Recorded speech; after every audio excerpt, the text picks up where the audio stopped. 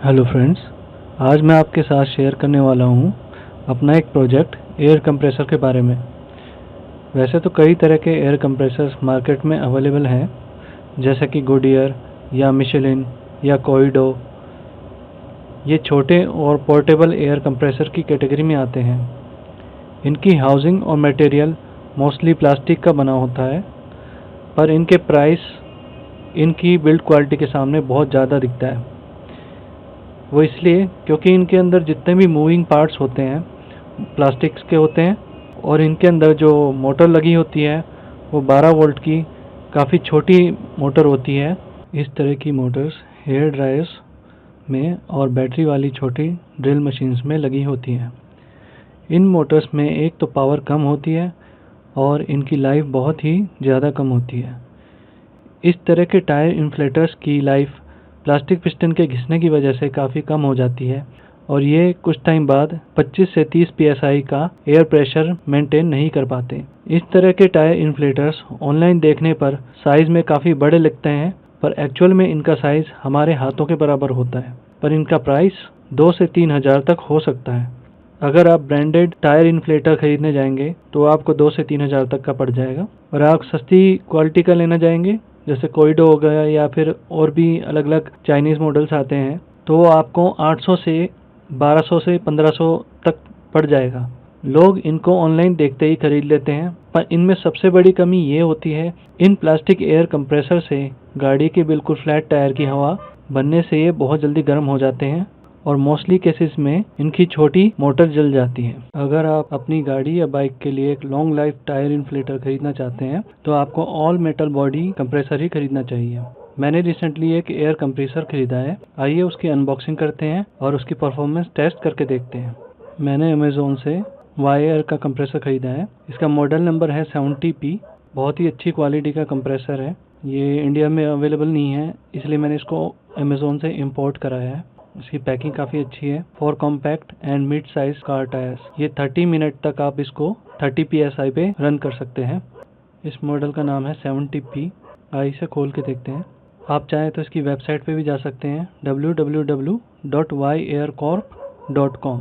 वहाँ पर भी काफ़ी अच्छे अच्छे कंप्रेसर्स अवेलेबल हैं। आप मॉडल नंबर के हिसाब से आप उसको इंपोर्ट करा सकते हैं।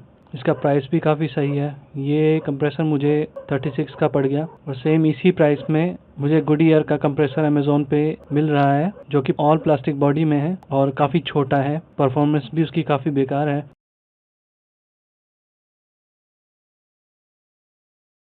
इसके साथ आपको एक कैरी बैग मिलता है।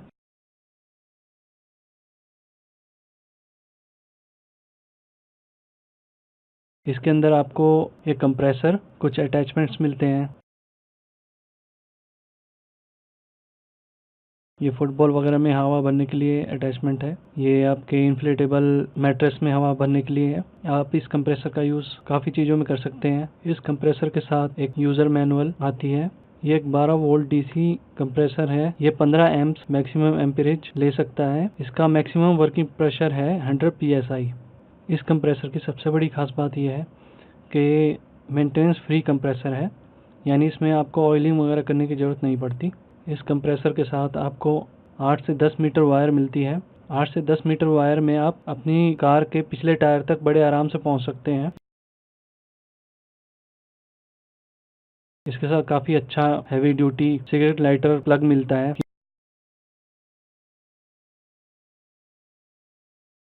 वायर की क्वालिटी भी काफ़ी अच्छी है, काफ़ी हैवी वायर है। इस तरह के कंप्रेसर को चलाते वक्त एक चीज़ का ध्यान रखना चाहिए कि इंजन को स्टार्ट करने के बाद ही इस कंप्रेसर को यूज़ करें, नहीं तो होगा क्या, ये सारी बैटरी को ख़त्म कर देगा। इसमें ब्रास का ये स्क्रू टाइप नोजल मिलती है, जिसे लगाना और निकालना बड़ा आसान है। दूसरे प्लास्टिक कंप्रेसर्स में लॉक टाइप का नोजल होता है, वो कुछ टाइम बाद लीक करने लगता है। आप देख सकते हैं इसकी जो ट्यूब है वो भी काफ़ी लंबी है।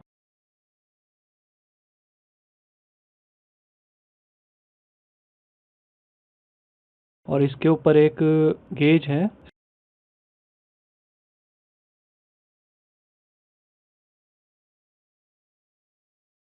इसके बेस में रबर लगी हुई है ताकि ये ज़्यादा वाइब्रेट ना करे। इसमें आप देख सकते हैं थर्मल ओवरलोड प्रोटेक्टर भी लगा हुआ है। थर्मल ओवरलोड प्रोटेक्टर का फ़ायदा ये होता है कि अगर मोटर काफ़ी देर से चल रही है और ये काफ़ी ओवरहीट हो जाती है तो इसमें मोटर प्रोटेक्शन सिस्टम लगा हुआ है, वो मोटर को अपने आप बंद कर देता है ताकि मोटर जल ना जाए। इसकी फ्रंट साइड में ऑन ऑफ स्विच है, इसका काफ़ी फ़ायदा है। इसी ऑन ऑफ स्विच से आप इस मोटर को ऑन ऑफ कर सकते हैं। जैसा कि आप देख सकते हैं, ये एक 12 वोल्ट ऑपरेटेड और 15 एम्प पे काम करने वाला कंप्रेसर है। इसको चलाने के लिए 12 वोल्ट या 15 एम्पियर की सप्लाई चाहिए होगी। अब मेरे पास बाइक है तो मैं इसे कार में तो यूज़ नहीं कर रहा हूँ। मैंने क्या किया है, मैंने इसके लिए एक हैवी ड्यूटी पावर सप्लाई बनाई है। आप देख सकते हैं इसमें मैंने एक ट्रांसफार्मर यूज़ किया है। ये ट्रांसफार्मर 15 एम्पियर का है। इसकी एक प्राइमरी साइड है और सेकेंडरी साइड है। इसकी प्राइमरी साइड में मेंस का कनेक्शन किया हुआ है। इसकी प्राइमरी साइड में 230 वोल्ट इनपुट आती है और सेकेंडरी साइड में 12 वोल्ट आउटपुट आती है।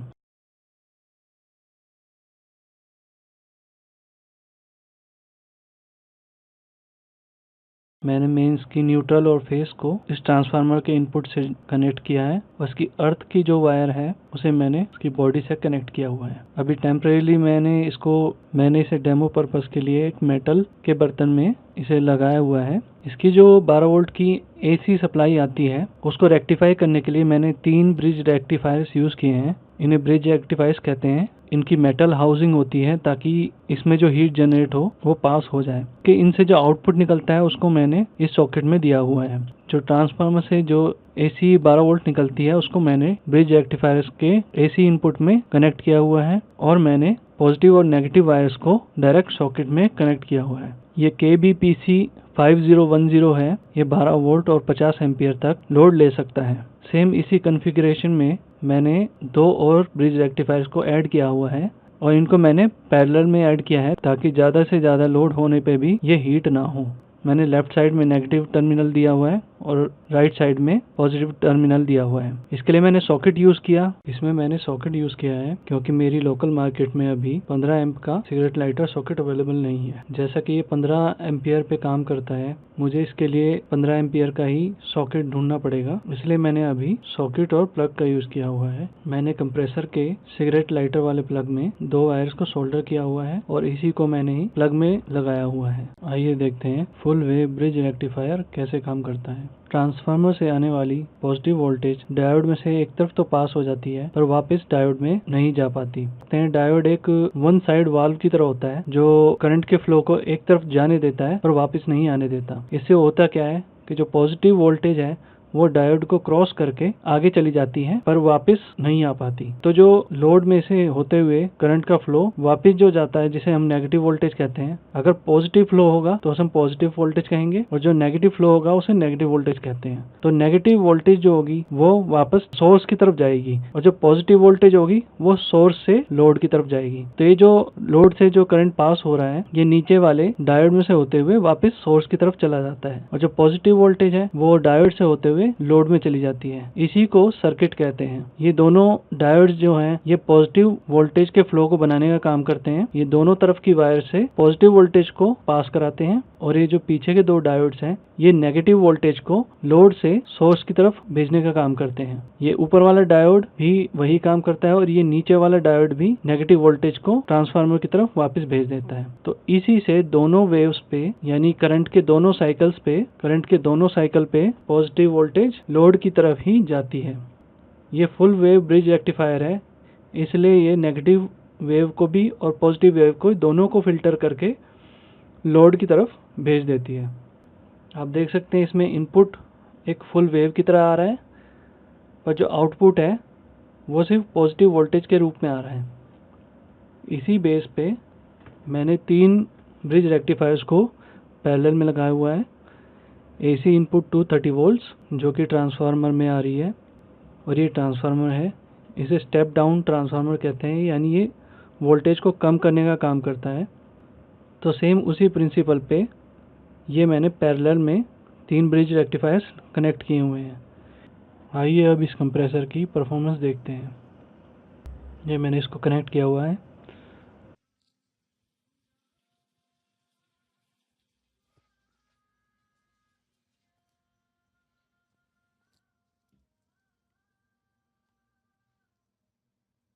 ये इसकी ब्रास नोजल है।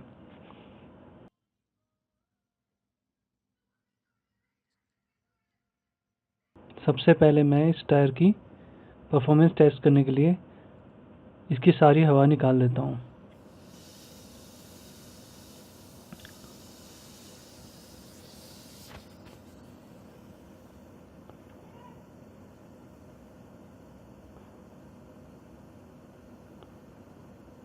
फिर हम देखेंगे कि कितनी जल्दी 0 to 40 psi हवा भर देता है।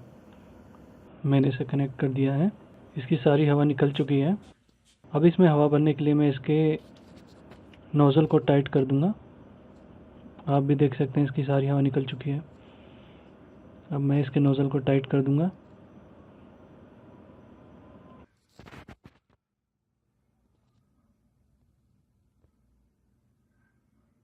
अब मैं इसको ऑन करके देखता हूँ।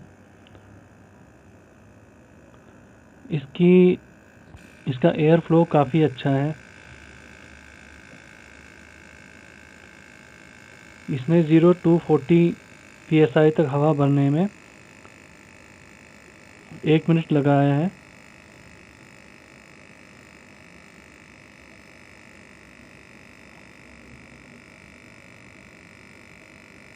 मैंने इसको कोई फॉरवर्ड नहीं किया हुआ है, ये अपनी नॉर्मल स्पीड पे काम कर रहा है।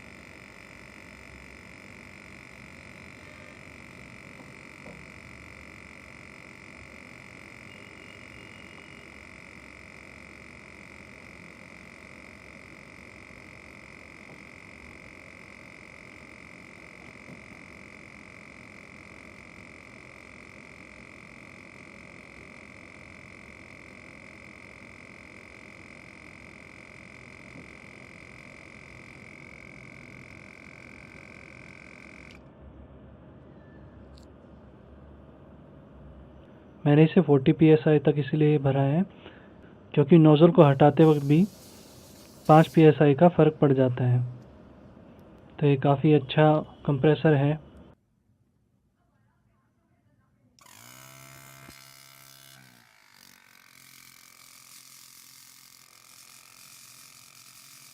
आप देख सकते हैं ये 75 psi पे भी बिल्कुल भी स्लो नहीं हुआ। तो आप जान ही गए होंगे कि एक प्लास्टिक कंप्रेसर में और मेटल कंप्रेसर में क्या फ़र्क होता है। अगर आप भी चाहें तो अपने पर्सनल यूज़ के लिए ऐसा कंप्रेसर और इस तरह का एडेप्टर बना सकते हैं। तो दोस्तों आज के लिए इतना ही। धन्यवाद।